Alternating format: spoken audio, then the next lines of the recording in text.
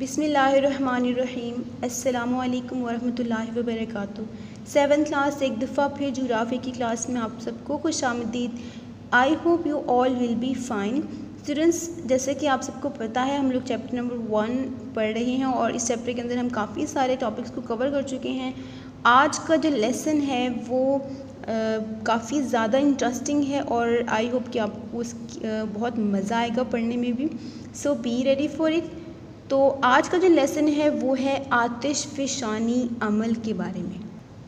और आज के लेसन में इंशाल्लाह हम 2 इम्पॉर्टेंट चीज़ें सीखने वाले हैं। सबसे पहली चीज़ ये कि आतिशफ़िशानी अमल होता क्या है, किसे कहा जाता है, और दूसरी चीज़ के आतिशफ़िशानी अमल के असरात क्या होती हैं, इफ़ेक्ट्स क्या होती हैं हमारे ऊपर, हमारे लाइफ के ऊपर या ज़मीन के ऊपर। तो ओपन करिए अपनी बुक सब जल्दी से और पेज नंबर 9 पर हमारा टॉपिक स्टार्ट होता है। उससे हम स्टार्ट करते हैं आतिशफ़िशानी अमल। और सबसे पहले इसकी है तारीफ़, इसको अंडरलाइन कर लें। गर्म स्याल मादे मैग्मा का सतह ज़मीन से बाहर खारिज होना आतिशफ़िशानी अमल कहलाता है। और ये शॉर्ट क्वेश्चन की फॉर्म में भी आ जाता है पेपर्स के अंदर, तो ये इम्पॉर्टेंट पॉइंट है आप सबके लिए, इसे अंडरलाइन कर लें। जो आतिशफ़िशानी अमल होता है इसमें क्या होता है कि ज़मीन के अंदर एक गर्म और एक गाढ़ा मादा मौजूद होता है जिसे कहते हैं मैग्मा। अब ये मैग्मा क्या होता है, आपने ज़मीन की अंदरूनी साख को बहुत तफसील से देखा, जिसमें ये भी आपने पढ़ा कि अंदरूनी जो चट्टानें होती हैं वो पिघली हुई हालत में होती हैं और यही पिघली हुई चट्टानें जो होती हैं ये असल में मैग्मा बन जाती हैं। मैग्मा क्या है, गर्म और एक गाढ़ा मटेरियल है और बाद में ये फिर कहीं जब ज़मीन का कोई कमज़ोर हिस्सा देखता है या कोई दरारें जहाँ पर होती हैं तो ये जो मैग्मा है ये ज़मीन से बाहर निकल आता है, ज़मीन से, पहाड़ों से बाहर फूट पड़ता है, बाहर खारिज होना शुरू हो जाता है। और जब ये बाहर आ जाता है तो इसे कहते हैं लावा। और इसी लावे का इस तरह से खारिज होना पहाड़ों से या ज़मीन के किसी हिस्से से, इसे कहते हैं आतिशफ़िशानी अमल। अब इसे आतिशफ़िशानी अमल क्यों कहते हैं स्टूडेंट्स, इसमें जब कोई भी पहाड़ फटता है या ज़मीन का कोई हिस्सा जिसमें से मैग्मा निकलता है तो साथ में बहुत ज़्यादा आतिशी मादा, आग की तरह आग के ज़र्रात जो होते हैं वो भी निकलते हैं और इसके अलावा बहुत ही गर्म गैसें यहाँ से निकलती हैं, दर्जा हरारत जिनका बहुत ज़्यादा होता है, बहुत से ज़रात निकलते हैं, चट्टानी ज़रात। तो इसीलिए इसे आतिशफ़िशानी अमल कहते हैं। आतिश यानी आग के फूटने का अमल, फ़िशां का मतलब होता है फूटना। तो आतिशफ़िशानी अमल क्या हुआ, आग का फूटना। और इससे इसलिए कहते हैं क्योंकि जो ये मादा है मैग्मा जो लावे की सूरत में निकलता है ये बहुत गर्म होता है किसी आग की तरह, ठीक है, और जला भी देता है। अगर ये जब जिस ज़मीन पर ये निकलता है तो वहाँ पे हर चीज़ को जला के राख कर देता है। जो ये आतिशफ़िशानी अमल होता है ये ज़्यादातर कहाँ होता है, जैसे पहले ज़लज़ले पर मैंने बात की थी कि जहाँ पे कमज़ोर हिस्सा होगा या दरारें होंगी, तो आतिशफ़िशा पहाड़ भी वहीं पर होते हैं जहाँ पर प्लेटें होती हैं ज़मीन की और दरारें मौजूद हों। ज़्यादातर जो ये आतिशफ़िशा पहाड़ होते हैं ये समंदरों के फ़र्श पर हैं। तकरीबन 70% जो पहाड़ हैं वो समंदर के फ़र्श पर है, लेकिन चूँकि वो अंदर होते हैं, समंदर के अंदर होते हैं, तो इसलिए हमें वो नज़र नहीं आते, हमें दिखाई नहीं देते, लेकिन अंदरूनी हिस्सों में आतिशफ़िशानी जो अमल है वो हो रहा होता है। स्टूडेंट्स, अब हम बात करते हैं आतिशफ़िशानी अमल से असरात क्या होते हैं, उसके इर्द गिर्द के इलाक़ों पर किस तरह के असरात मुरतब हो सकते हैं उसके बारे में हम देखते हैं। तो सबसे पहला जो इफ़ेक्ट है वो है उससे पहाड़ बनते हैं। आतिशफ़िशानी जब अमल होता है तो उससे दूसरे पहाड़ वजूद में आते हैं। ये पहाड़ कैसे वजूद में आते हैं, होता ये है कि जब आतिशफ़िशानी अमल बार बार होता है तो लावे की तह जो है वो जमा होती रहती है और एक दूसरे के ऊपर जब ये लावा की तह, क्योंकि लावा काफ़ी गर्म और गाढ़ा मटेरियल है, तो जब वो जमा होता रहता है तो एक ऐसा वक्त आता है कि वो ऊंचा हो जाता है ज़मीन से और पहाड़ की शक्ल इख्तियार कर लेते हैं। तो आतिशफ़िशानी अमल से इस तरह के पहाड़ वजूद में आते हैं, जैसे कि आप इस पिक्चर में भी देख सकते हैं। और इस तरह के जो पहाड़ हैं वो आपको ज़मीन की प्लेटों के जो इलाके हैं वहाँ पर ज़्यादा मिलते हैं।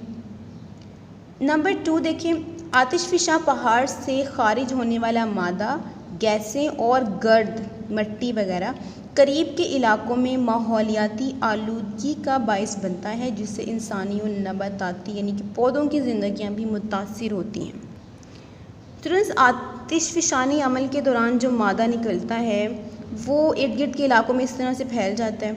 अब यहाँ पर जितनी भी नबातात होगी, पौधे, घास वगैरह, कोई फसल होगी, वो सब तबाह हो जाएगी इसकी वजह से।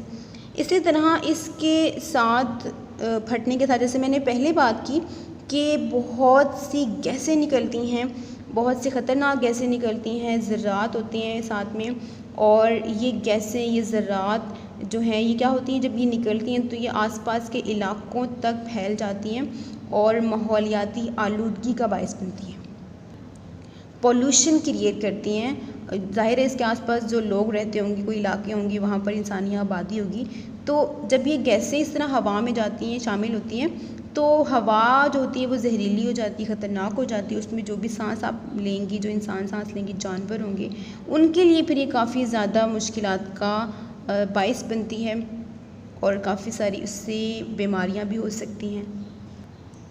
नंबर 3 देखिए, बाज़ औक़ात आतिशफ़शानी अमल में मुख्तलिफ़ गैसों के बादल बड़ी तेज़ी के साथ खारिज होते हैं और दर्जा हरारत की ज़्यादा होने की वजह से आतिशफ़शा पहाड़ का एक हिस्सा धमाके से फट जाता है और गैसें दूसरे मादे के साथ तेज़ी से खारिज होती हैं। स्टूडेंट्स, आतिशफ़शानी अमल से ये नुकसान भी होता है कि जो आतिशी मादा निकलता है इसमें से, उसके साथ काफ़ी सारी गैसें बाहर निकलती हैं और ये गैसें हवा में शामिल होती हैं और इन गैसों के बड़े बड़े बादल बनते हैं और इर्द गिर्द के इलाकों तक फैल जाती हैं। और बाज़ औक़ात क्या होता है कि दर्जा हरारत इतना ज़्यादा होता है, इतना टेम्परेचर होता है कि वो जो पहाड़ होता है, आतिशफ़शा पहाड़, वो एक धमाके से फट जाता है और इस तरह सिचुएशन बहुत ज़्यादा ख़तरनाक हो जाती है, जानी नुकसान भी हो सकता है। तो इस तरह का एक वाक़या हो चुका है 1902 में, 1902 के अंदर इंडोनेशिया के एक इलाके में, शर्क़ुल हिंद, वहाँ पर ऐसा हुआ था कि आतिशी लावे निकलने के दौरान धमाके से पहाड़ जो था वो फट गया था और इसकी वजह से काफ़ी सारा जानी नुकसान भी हुआ था। तो इतना ही आज के लिए पढ़ना था। अब हम लॉन्ग क्वेश्चन एक मार्क करने वाले हैं। तफसीली सवाल नंबर 6, हम पहले 5 तफसीली सवाल जो हैं वो कर चुके हैं। इनमें से सिर्फ एक जो पहला क्वेश्चन था वो मैंने होमवर्क दिया था लिखने के लिए भी नीट नोटबुक पर, और सिर्फ बाकी जो सारे हैं 2, 3, 4, 5 ये सिर्फ याद करने के लिए कहा था। होप सो आपको समझ भी आ रही कि कौन सा होमवर्क है और कौन सा आपने याद करना है सिर्फ। तो आज का जो टॉपिक, जो क्वेश्चन है 6, वो भी सिर्फ याद करना है, आपने लिखना नहीं है और इसको मार्क करते हैं। अब सवाल ये है कि आतिशफ़शानी अमल और इसके असरात का तज्ज़िया करें। इसमें आपने अमल भी बताना है क्या है और उसके असरात क्या होते हैं वो भी बताना है। तो जल्दी से पेज नंबर 9 ओपन करें। पेज नंबर 9 पर आपने यहाँ से आपका ये आंसर स्टार्ट हो रहा है, ठीक है। क्वेश्चन नंबर 6 का आंसर है ये। इसमें आपने कैसे करना है, सबसे पहले आपने हेडिंग देनी है, ये मेन हेडिंग है आतिशफ़शानी अमल। अब इस मेन हेडिंग के नीचे आप इसकी डेफिनेशन लिखेंगे, ये वाली जो हम पहले मार्क कर चुके हैं। गर्म स्याल मादे मैग्मा का सतह ज़मीन से बाहर खारिज होना आतिशफ़शानी अमल कहलाता है। और इसके बाद ये भी कि इस अमल के दौरान ज़ेरे ज़मीन मौजूद आतिशी मादा सतह ज़मीन पर लावा की सूरत में खारिज होता है। इस अमल में मुख्तलिफ़ चट्टानी मादे और गैसें शामिल होती हैं। यहाँ तक यह आपने फ़र्स्ट हेडिंग में लिखना है, आतिशफ़शानी अमल वाली हेडिंग में। उसके बाद नीचे आ जाए सेकंड हेडिंग में, और सेकंड हेडिंग आपने देनी है आतिशफ़शानी अमल के असरात। ये आपकी सेकंड मेन हेडिंग है और इसमें फिर ये तीनों पॉइंट जो हमने पढ़े हैं, नंबर 1 पॉइंट ये भी कंप्लीट आप करेंगे, नंबर 2 भी कंप्लीट करेंगे और नंबर 3 पॉइंट बाज़ औक़ात से लेकर जानी नुकसान हुआ, ये भी कंप्लीट आपने करना है नुकसान हुआ तक। तो यहाँ तक आपका सवाल नंबर 6 का आंसर है और यही क्वेश्चन जो है वो आज का आपका लेसन है। इसे आपने बहुत अच्छे से याद करना है। अब आप अपनी डायरी नोट डाउन कर लें। आपकी डायरी है कि आपने तफसीली सवाल नंबर 6 को याद करना है। इसे आपने होमवर्क नहीं करना, सिर्फ याद करना है और प्रैक्टिस के लिए आप इसे रफ़ पर कर सकते हैं।